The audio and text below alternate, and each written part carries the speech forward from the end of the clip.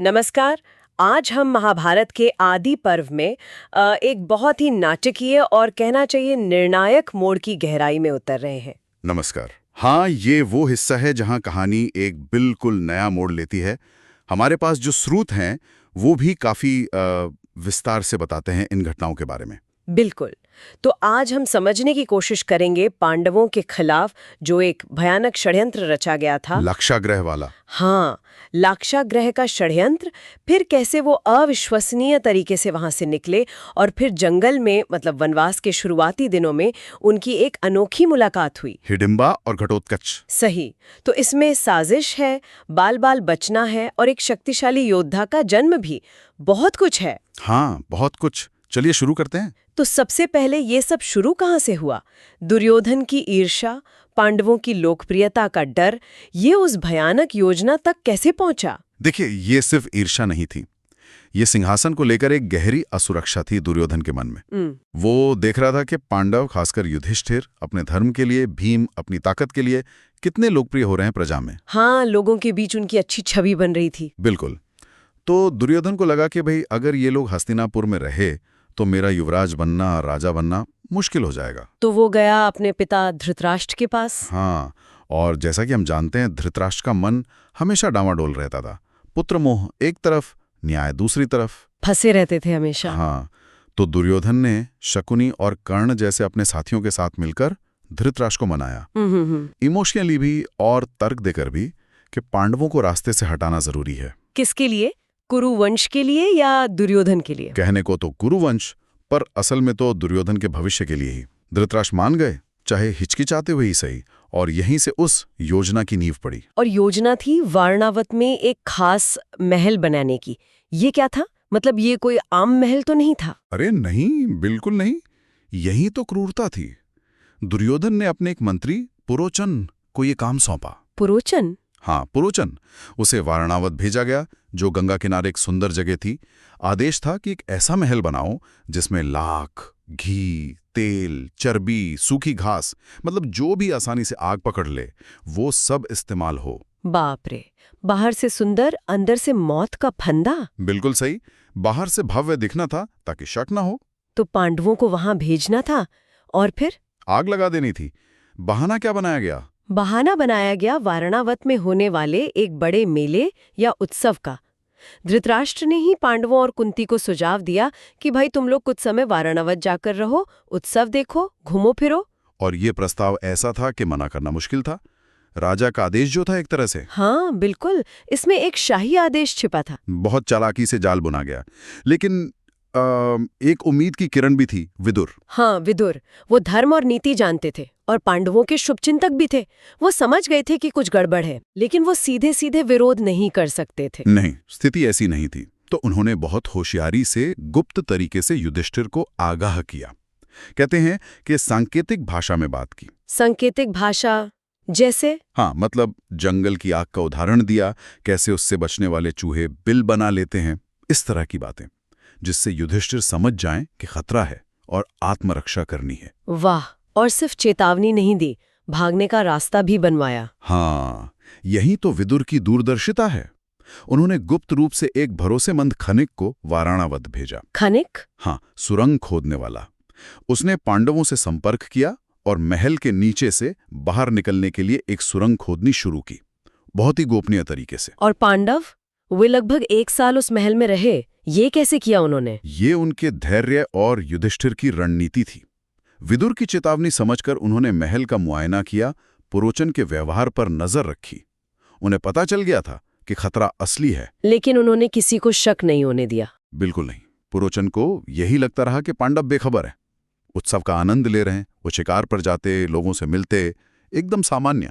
सोचकर ही डर लगता है, उस जलने वाले घर में रहना, ये जानते हुए कि कभी भी आग लग सकती है, और फिर भी सामान्य दिखना। बहुत मुश्किल रहा होगा मानसिक रूप से। वो बस सुरंग के पूरा होने का इंतजार कर रहे थे, और सही मौके का। और वो मौका आया। फिर क्या हुआ उस रात जब वो लाक्षागृह से निकले? सुरंग पूरी हो चुकी थी। एक रात युधिष्ठिर ने देखा कि पुरोचन बेफिक्र है, शायद नशे में भी।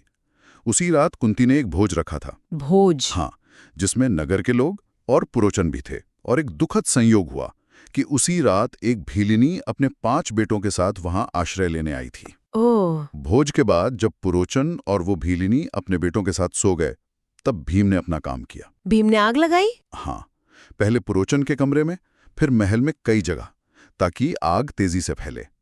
फिर पांडव मां कुंती के साथ सुरंग से बाहर निकल गए। महल जलकर राख हो गया।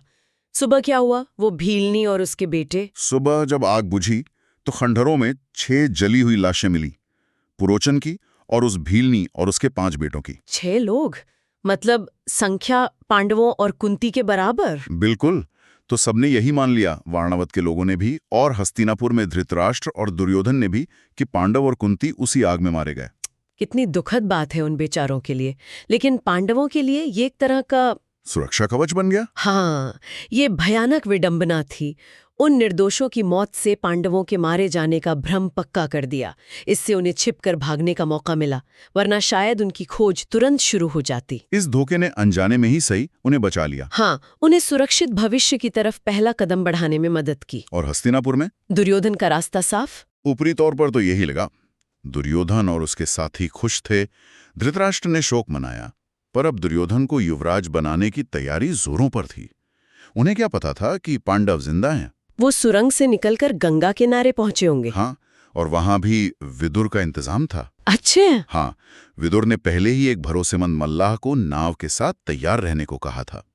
उसने पांडवों को पहचाना और नदी पार करा दी। और फिर वो घने जंगलों में चले गए। हाँ, दक्षिण की ओर।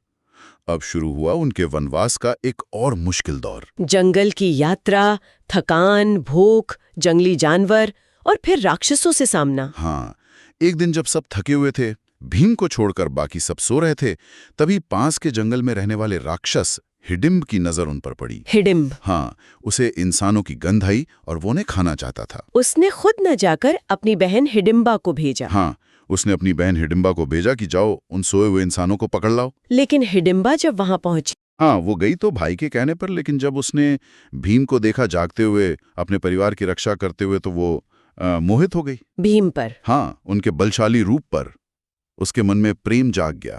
उसने राक्षसी रूप छोड़कर एक सुंदर स्त्री का रूप बनाया और भीम के पास गई और अपने प्रेम का इजहार किया। हाँ, और अपने भाई के इरादों के बारे में भी बताया। उसने भीम से कहा कि मेरी रक्षा करो और मुझसे विवाह कर लो। एक राक्षसी का ऐसा करना, अपने ही भाई के खिलाफ जाना, ये तो बड़ी अजीब बात है। यही तो महाभारत की खासियत है। पात्र सिर्फ काले या सफेद नहीं है।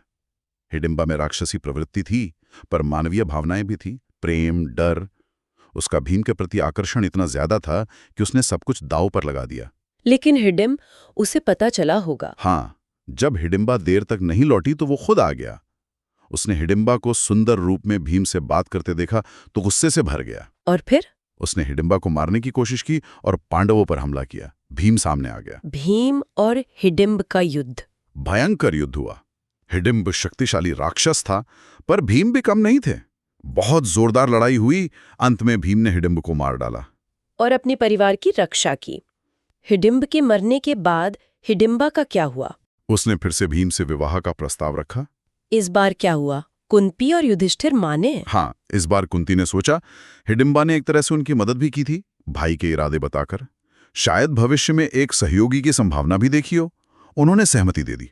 युधिष्ठिर भी मान गए और भीम ने भी स्वीकार कर लिया। माँ और बड़े भाई की आज्ञा मान ली, तो उनका विवाह हुआ। और वे कुछ समय साथ रहे? हाँ, कुछ समय। एक शर्त थी कि भीम दिन में हिडिंबा के साथ रहेंगे, पर रात में अपने भाइयों और माँ के पास लौट आएंगे।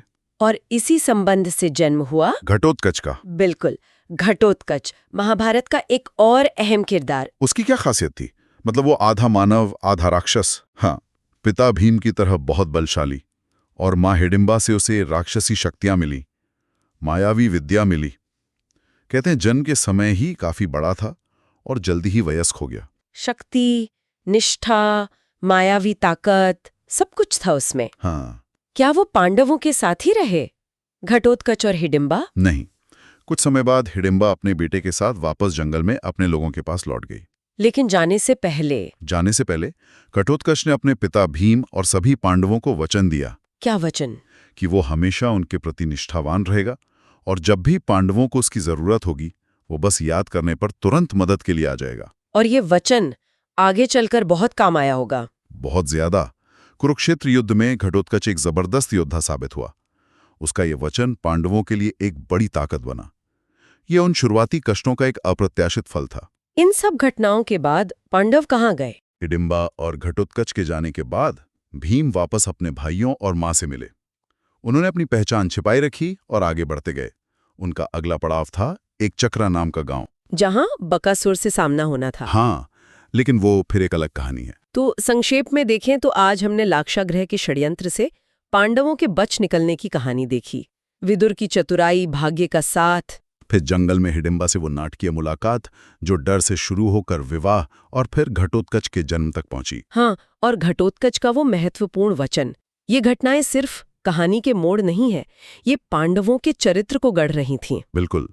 लाक्षागृह ने उनका धैर्य, उनकी बुद्धि, उनकी एकजुटता को परखा। हिडिंबा से मिलन ने दिखाया कि कैसे मुश्किल हालात में भी अनजाने मददगार मिल सकते हैं। और कैसे भावनाएं किसी बंधन को नहीं मानती। सही कहा।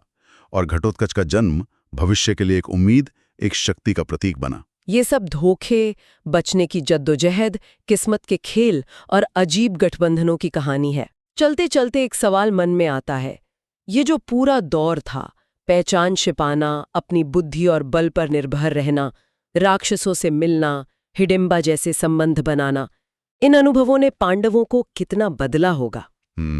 अच्छा सवाल है। क्या लाक्षागृह के धोखे ने उन्हें ज्यादा सतर्क, ज्यादा रणनीतिक बनाया? हाँ, और क्या हिडिंबा के अनुभव ने उन्हें अलग अलग तरह के लोगों, प्राणियों के प्रति ज्यादा खुला बनाया? ये जरूर सोचने वाली बात है कि ये सारे अनुभव उनके बाद के फैसलों और रणनीतियों में कैसे झलके होंगे। बिल्कुल, इस पर सोचना चाहिए।